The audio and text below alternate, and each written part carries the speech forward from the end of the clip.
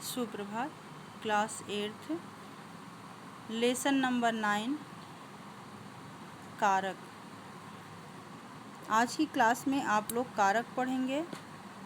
सबसे पहले कारक किसे कहते हैं? तो वाक्य में प्रयुक्त संज्ञा सर्वनाम शब्दों के साथ क्रिया का संबंध कारक कहलाता है। अर्थात कारक जो है संज्ञा और सर्वनाम शब्दों के साथ क्रिया का संबंध बनाता है। कारक के भेद। तो कारक के 8 भेद होते हैं। कर्ता कारक, कर्म कारक, करण, संप्रदान, अपादान, संबंध, अधिकरण, संबोधन। इस तरह कारक के जो हैं 8 भेद होते हैं और प्रत्येक कारक के चिन्ह होते हैं। प्रत्येक कारक का चिन्ह होता है और उन्हें परसर्ग भी कहते हैं। परसर्ग या विभक्ति चिन्ह कहते हैं। किसको? कारक चिन्हों को। तो जैसे कर्ता कारक का चिन्ह ने है, कर्म का को है, करण का से या द्वारा, संप्रदान का के लिए, अपादान से अलग, संबंध का के की रा रे री, अधिकरण में पै पर, संबोधन हे भो अरे। इस तरह 8 कारक के 8 चिन्ह होते हैं। सबसे पहला कारक जो है कर्ता कारक है। तो कर्ता कारक किसे कहते हैं? वाक्य में क्रिया करने वाला संज्ञा या सर्वनाम पद कर्ता कारक कहलाता है। इसका चिन्ह ने है। कर्ता कारक का चिन्ह जो है वो ने है। जैसे श्रद्धा ने कहानी लिखी। दूसरा है कर्म कारक। संज्ञा या सर्वनाम का वह रूप जिस पर क्रिया व्यापार का फल पड़ता है कर्म कारक कहलाता है और इसका परसर्ग यानी कि इसका जो चिन्ह है वो को है। जैसे छात्राओं को सिखाओ। अब देखिए इसमें 2 प्रकार के होते हैं कर्म कारक। एक में तो परसर्ग चिन्ह लगा होता है और एक में परसर्ग चिन्ह नहीं होता है। जैसे नेहा बाजा बजाती है, लेकिन कर्म जो है क्या है? बाजा है, इसलिए यहाँ पे कर्म कारक होगा।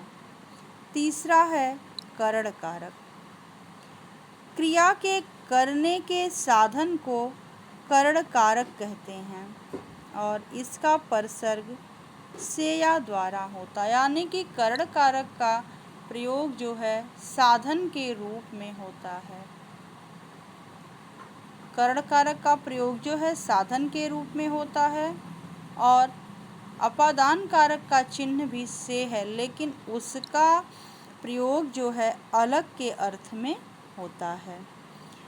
जैसे रमा हाथ से खाती है। अब जो खाना क्रिया है उसको करने का साधन हाथ है, हाथ से। अतः हाथ जो है खाने के साधन के रूप में प्रयुक्त हुआ है और यहाँ पे करण कारक है। चौथा है संप्रदान कारक। संप्रदान का अर्थ है देना। जब किसी को कुछ दिया जाए या किसी के लिए कोई कार्य किया जाए या फिर किसी के प्रति उपकार किया जाए तो वहाँ पर संप्रदान कारक होता है। अर्थात संज्ञा या सर्वनाम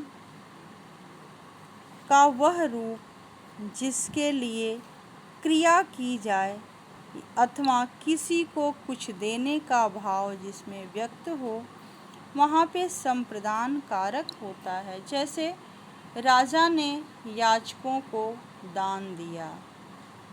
मैंने बच्चे को मिठाई दी।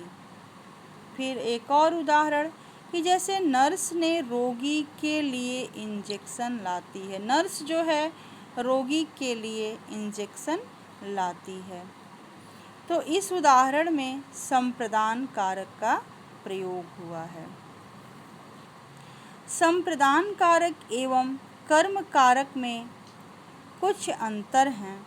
संप्रदान एवं कर्म दोनों में ही को-उपसर्ग का प्रयोग किया जाता है, परंतु इन दोनों में मूल अंतर यह है कि जहाँ उपकार करने का भाव होगा वहाँ को विभक्ति चिन्ह के होने पर भी संप्रदान कारक होगा, अर्थात किसी को कुछ देने के अर्थ में जब प्रयोग होगा तो को जो है संप्रदान कारक होगा।